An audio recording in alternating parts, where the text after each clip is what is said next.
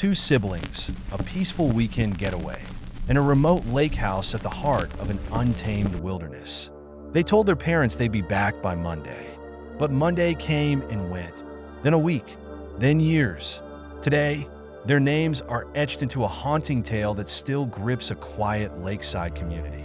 What happened inside the cabin, and why, decades later, does the air around the lake still feel heavy with unanswered questions? Welcome to Horror and Crime.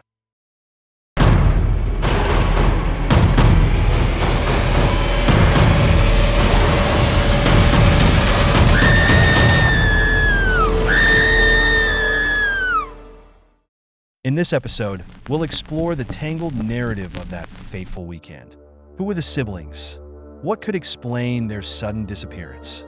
And how do fragments of conflicting witness accounts, eerie legends surrounding the lake, and bizarre, unexplained evidence come together? Or fail to? Stay with us as we untangle the clues, uncover the anomalies, and revisit the questions that remain unanswered.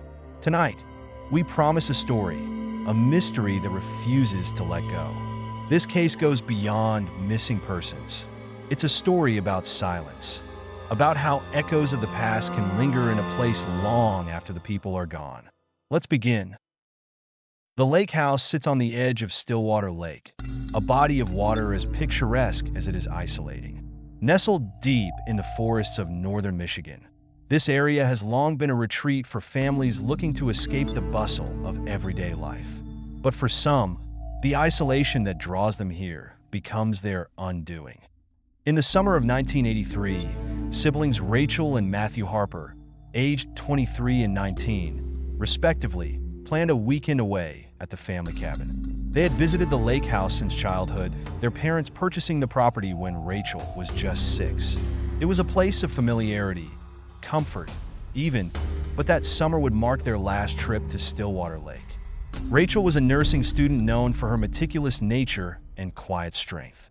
Her younger brother, Matthew, was an aspiring musician, a dreamer with a penchant for exploration. Together, they were inseparable. Friends described their bond as one of mutual understanding, forged through shared childhood challenges and the untimely loss of their father years earlier. Stillwater, Michigan, was the kind of town where everyone knew your name. In the early 1980s, the population barely crossed 2,000. Jobs revolved around logging, small-scale farming, and seasonal tourism. Life moved slowly, and the lake served as a centerpiece, a place for fishing tournaments, summer bonfires, and whispered stories about things better left unseen. The lake house itself held its own story. Constructed in the late 1950s, it was simple in design. 2 bedrooms, a kitchen, and a small living area. Over the years, it became weathered but remained a cherished retreat for the Harper family. Yet, among locals, its proximity to the dense woods gave rise to unsettling tales. Accounts of strange sounds in the night and whispers of disappearances dating back decades. These stories, though largely dismissed as folklore, painted the area in a more sinister light.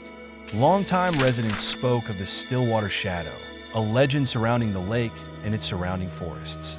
It was said that those who ventured too deep might not return, their fate tied to something unexplainable. The Harpers, however, were not outsiders. They had grown up with the lake, treating the stories as harmless campfire tales. Rachel and Matthew's familiarity with the area made their sudden disappearance all the more chilling. How could 2 people vanish in a place they knew so well? As we dig deeper into the events of that fateful weekend, the calm facade of Stillwater Lake begins to crack, revealing the layers of mystery that still haunt those who search for answers. Friday, July 15th, 1983. Rachel and Matthew Harper departed their family home in Detroit for a weekend at the lake house. They were last seen by their mother, who watched them pack their car, a blue 1972 Dodge Dart, with supplies for the trip. The drive to Stillwater Lake was routine, taking just over 3 hours. By all accounts, they arrived safely that evening. 7:45 p.m. The siblings stopped at a local gas station, where they were captured on a grainy surveillance tape. Rachel paid for fuel and a pack of gum. Matthew exchanged a few words with the attendant, asking about fishing spots. This was the last confirmed sighting of the Harpers. Their car was later found parked neatly in the driveway, suggesting they entered the cabin without issue. Neighbors reported hearing faint laughter that evening, but noted nothing unusual. By Saturday morning, however, the peaceful facade began to erode. Saturday, July 16th. When Rachel failed to answer a scheduled phone call from their mother, concern set in. By Sunday afternoon, family members drove to the Lakehouse, expecting to find the siblings enjoying the weekend as planned. Instead, they found only silence. The scene inside the cabin was both perplexing and haunting. The siblings' belongings were neatly arranged. A meal had been partially prepared but left untouched. Rachel's purse sat on the counter, her wallet inside. Matthew's guitar leaned against a wall, his sheet music scattered across the coffee table. And yet, there was no sign of Rachel or Matthew. Law enforcement arrived within hours, initiating what would become one of the largest searches in the county's history. Search teams combed the woods, the lake, and nearby trails, but their efforts yielded only frustration. No bodies, no signs of struggle, just a handful of unsettling clues. Among the few items recovered, Rachel's wristwatch raised immediate questions. The clasp was broken, and the watch itself was found partially submerged in shallow water approximately 200 yards from the cabin. Was this a sign of a struggle or merely an accident? Investigators couldn't say for sure. Then came the inconsistencies. A neighbor reported seeing a light in the cabin around midnight on Saturday, a full 24 hours after the siblings were last heard from. Yet another claimed to hear the faint sound of a woman crying near the woods. Those searches in that area turned up nothing. The story quickly gained traction in local media. Rumors spread like wildfire. Some speculated a botched robbery, others whispered about the Stillwater shadow. One headline boldly questioned whether something inhuman might be lurking in the woods. Despite exhaustive efforts by law enforcement, the siblings' disappearance seemed to defy explanation. No blood, no signs of forced entry, nothing to suggest what had happened. What little evidence was found only deepened the mystery. How do two young adults simply vanish from a place they've known their entire lives? And what could explain the eerie details that would later come to light? In the next segment, we'll examine the investigative efforts and the chilling possibilities they uncovered. By Sunday evening, the Harper siblings' disappearance was officially classified as a critical missing persons case. Investigators wasted no time assembling a search and rescue operation. Helicopters scoured the dense woods by day, while search dogs traced the muddy trails near the lake by night. But even with all hands on deck, the findings were sparse and deeply unsettling. The dogs tracked the siblings sent to the edge of the lake before abruptly losing the trail. Divers were dispatched to comb the lake bed, but the murky waters yielded no significant discoveries. Only Rachel's broken wristwatch and the lone flip-flop tangled in weeds. Investigators couldn't rule out drowning, but without bodies, the theory lacked evidence. Then there were the footprints, found near the cabin's back entrance. They seemed to lead into the woods before disappearing entirely. The prints were inconsistent in size, as though the person or persons responsible had switched shoes mid-route, a detail that baffled investigators. The kitchen table had been set for dinner, with 2 plates and silverware arranged neatly. However, a glass of water had been knocked over, and an uneaten loaf of bread was found partially crushed on the floor. Rachel's purse remained untouched on the counter, her wallet and keys still inside. While these details suggested a rushed or interrupted meal, the absence of more obvious signs of a struggle left investigators at a loss. If the siblings were forced to leave, why was there no visible evidence of coercion? One of the most puzzling elements of the case came from witness reports. A neighbor claimed to have seen a green pickup truck idling near the cabin around midnight on Saturday, hours after the siblings were last heard from. Despite multiple interviews, the driver of this truck was never identified, and its connection to the case remains speculative.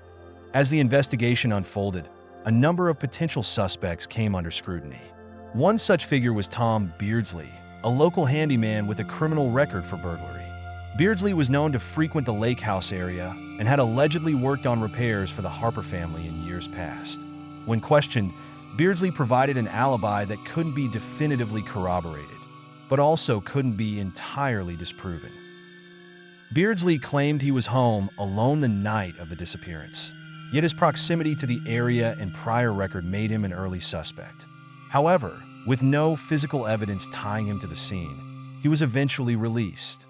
Despite initial momentum, the investigation was soon hampered by missteps and missed opportunities. Crucial evidence, including partial fingerprints found on the soda bottle near the lake, was lost in transit to the forensics lab. A potential eyewitness, an elderly fisherman who claimed to see a commotion near the woods, passed away before investigators could follow up on his testimony. Media scrutiny added pressure to an already strained investigation. Local headlines questioned law enforcement's competence, while the family publicly expressed frustration with the lack of progress. In one interview, Rachel and Matthew's mother lamented, "It feels like they've given up on my children." Ultimately, as weeks turned into months, the official investigation slowed to a crawl. Leads went cold, tips dried up, and the Harper siblings faded from headlines. But for amateur sleuths and true crime enthusiasts, the case remained a source of endless speculation. In the next segment, we'll dive into the theories surrounding this chilling mystery. From the rational to the unexplainable, the possibilities are as varied and as haunting as the details themselves. Over the decades, the Harper siblings' disappearance has inspired countless theories, some rooted in cold logic, others veering into the realm of the unexplainable. As we piece through these possibilities, each theory carries its own haunting implications. The first and most straightforward explanation: foul play.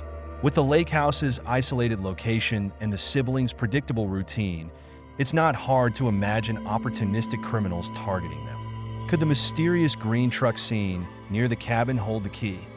Investigators considered the possibility of a robbery gone wrong. Yet, the lack of forced entry, missing items, or visible struggle complicated this theory.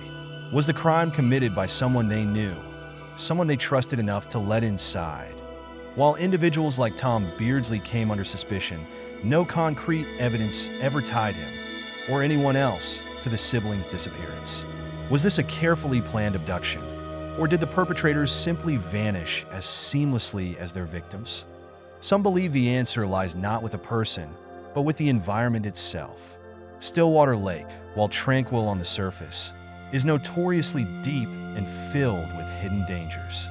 Could Rachel and Matthew have ventured onto the water, only to meet with a tragic accident? Drowning is a plausible explanation, yet one significant detail cast doubt: the footprints leading into the woods.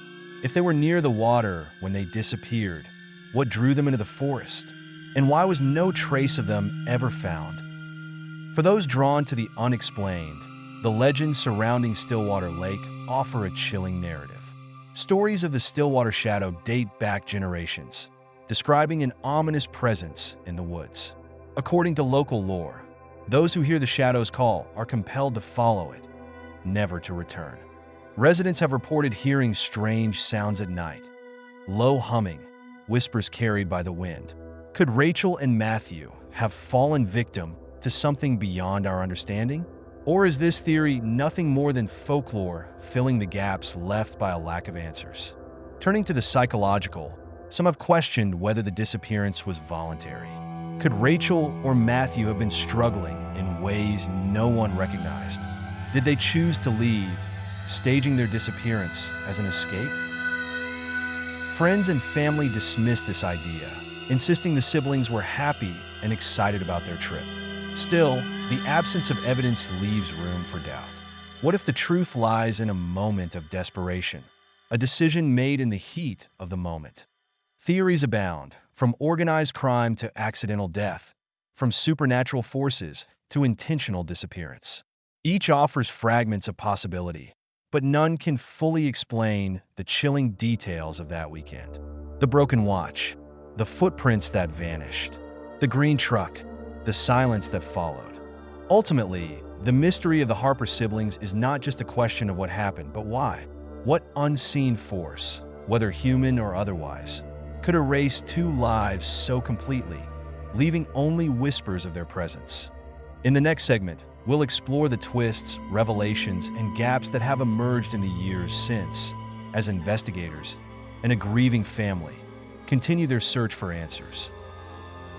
In the years since Rachel and Matthew Harper's disappearance, fragments of new information have surfaced, small, tantalizing threads that deepen the mystery but stop short of providing clarity.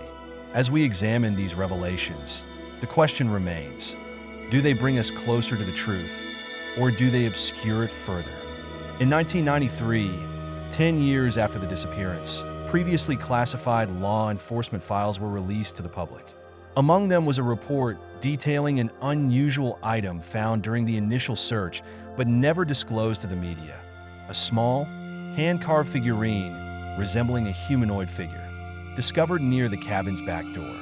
The figurine, roughly 6 inches tall, was carved from an unknown type of wood. Investigators initially dismissed it as insignificant, but locals recognized it as similar to objects used in regional folk rituals, symbols of protection, or in some cases, warning. Could the figurine suggest that the siblings stumbled into something they shouldn't have? Or was it a coincidence, a relic of the area's cultural history, unrelated to their fate? More questions emerged in 2001, when a hiker reported finding a torn piece of fabric near Stillwater Lake. The hiker claimed the fabric matched the pattern of a dress Rachel was last seen wearing, and even took a picture of it. However, by the time authorities arrived to investigate, the evidence had disappeared, washed away by rain, or perhaps something more deliberate. The photo, while compelling, was inconclusive. Critics questioned whether the hiker's account could be trusted, but others saw it as a potential breakthrough that was tragically mishandled. Advances in forensic science have also reignited interest in the case. In 2015, DNA from Rachel's watch was reanalyzed using modern techniques, revealing the presence of an unidentified male profile. While the profile did not match any suspects on file, it raised chilling possibilities. Was this the DNA of the person responsible, or an unrelated visitor to the Lakehouse? Despite this breakthrough, investigators found themselves once again at a dead end. The DNA profile offered no matches, and the figurine, combined with the witness reports of the green truck, created a puzzle too fragmented to solve. The family's torment has only deepened over the years. Public interest in the case waxes and wanes, but for those who knew Rachel and Matthew, the pain of their absence remains constant. Perhaps the most unsettling aspect of the case is the unresolved contradictions. The figurine, the footprints that vanished, the unexplained DNA, the sighting of the green truck. Each detail seems crucial, yet none can be definitively linked to the siblings' fate. In a case filled with so many unanswered questions, every clue feels like a revelation until it leads to another gap. As we prepare to conclude, we'll reflect on the lasting impact of this mystery and explore why it continues to haunt the investigators, the community, and perhaps even the land itself. Nearly 4 decades have passed since Rachel and Matthew Harper disappeared. Their case, though cold, remains etched into the collective memory of Stillwater and beyond. Each fragment of evidence, each unanswered question, serves as a haunting reminder of how quickly certainty can dissolve into silence. For the Harper family, the search for answers is not just about closure, it's about justice. It's about remembering Rachel's dreams of helping others as a nurse and Matthew's passion for music. Their story is not just a mystery, it's a tragedy, a reminder of the fragile line between normalcy and the unknown. Stillwater has not forgotten. To this day, local residents hold annual memorials at the lake, lighting candles in honor of the siblings. Online communities continue to analyze the case, offering theories and, occasionally, new leads. The mystery of the Harper siblings has outlived those who first investigated it, but the hope for answers remains undimmed. As you've watched this story unfold, you've seen the twists and gaps that make this case so perplexing. But we want to hear from you. What theory resonates with you? Do you believe this was the work of a criminal, an accident, or something unexplainable? Could the answers still be waiting to be uncovered? Or is this mystery destined to remain unsolved? Leave your thoughts in the comments below. Share your theories, your insights, or even your questions. Here at Horror and Crime, Deep Secrets, we believe that every voice matters, because sometimes the smallest observation can unlock the biggest mystery. If this story has left you as haunted as it has us, be sure to subscribe and turn on notifications. We're only just beginning to scratch the surface of the world's most perplexing mysteries. Join us next time as we explore another case that defies explanation and challenges everything we think we know. And that's not all. In an upcoming feature, we'll take you to a small town where fear came not from shadows in the night, but from words on a page. Letters from the unknown, the cold case that unraveled a town. A chilling tale of cryptic correspondence that foretold crimes with eerie accuracy, leaving a community in terror and investigators with more questions than answers. Who wrote these letters? And why, decades later, does their author remain a mystery? Until then, stay curious, stay vigilant, and remember, sometimes the most terrifying mysteries are the ones delivered right to your door.